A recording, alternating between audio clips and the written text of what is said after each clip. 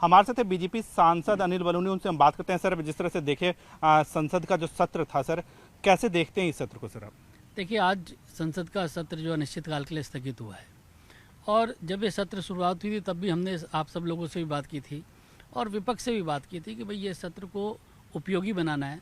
सभी सांसद लोग प्रश्नकाल का इंतजार करते कि उनके क्षेत्रों के विशेष प्रश्न लगे, जो जनता के चीज़ें हैं वो लग पाएँ।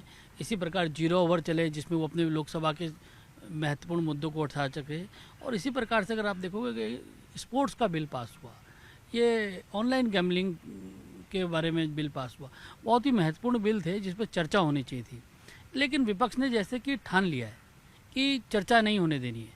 हम बहुत समय से हम लोग राजनीतिक कार्यकर्ता हैं, देखते आए हैं संसद के सत्रों को। ऐसा तो कभी नहीं देखा है कि चर्चा ही नहीं होने देंगे, बातचीत ही नहीं होने देंगे।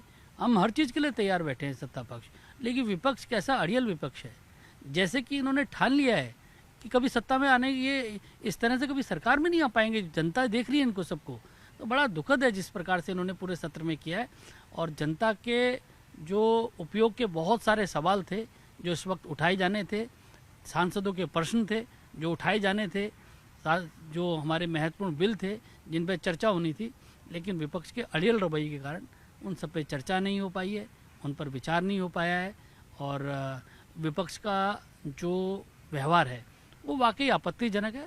हम इसकी निंदा करते हैं और ज़रूर जनता से कहेंगे कि ज़रूर देखे, देश की जनता ज़रूर इसको देखे और इस पर अपना परिणाम जो वो करे। हाँ सर, अगर हम देखें सर, प्रधानमंत्री नरेंद्र मोदी ने भ्रष्टाचार के खिलाफ जो है कई महत्वपूर्ण काम किए हैं। कल में हमने देखा कि जब गृह मंत्री अमित शाह भ्रष्टाचार को लेकर के एक बिल पेश कर रहे थे तो उसे फाड़ने की कोशिश की गई, धक्का मुक्की जैसी स्थिति आ गई। देखिए, पूरी देश की जनता, मैंने कहा, जैसे देख रही है। आप बताइए कि क्या जेल में रहकर कोई व्यक्ति सरकार चला सकता है?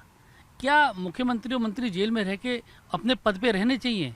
अगर हम और सरकार इस प्रकार का बिल लाती है कि जो व्यक्ति जेल के अंदर है वो सरकार ना चला सके, उसको इस्तीफा देना पड़े, तो क्या ये गलत है? क्या विपक्ष ये चाहता है कि जेल में रह के सरकारें चलें?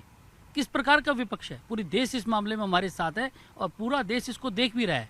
और राहुल गांधी जी कुछ समय पहले जब उनकी सरकार थी और लालू प्रसाद जी के संदर्भ में उस वक्त एक बिल लाने की कोशिश की थी, उस वक्त ही आके उस बिल को फाड़ रहे थे।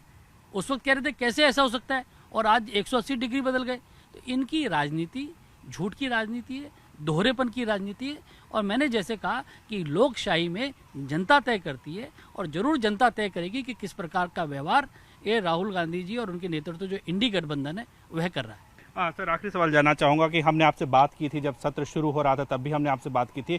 आपने कहा था कि एक मौका होता है यहाँ पे प्रधानमंत्री से जनता की बात में रखने का, गृह मंत्री के पास जनता की बात रखने का। हमने देखा कि सदन के दौरान जो है, सत्र के दौरान आपने प्रधानमंत्री के साथ मुलाकात की, उत्तराखंड निवासियों की बात रखी, गृह मंत्री के साथ आपने मुलाकात की, उत्तराखंड वासियों की बात की। कैसे इसको देखते हैं सर?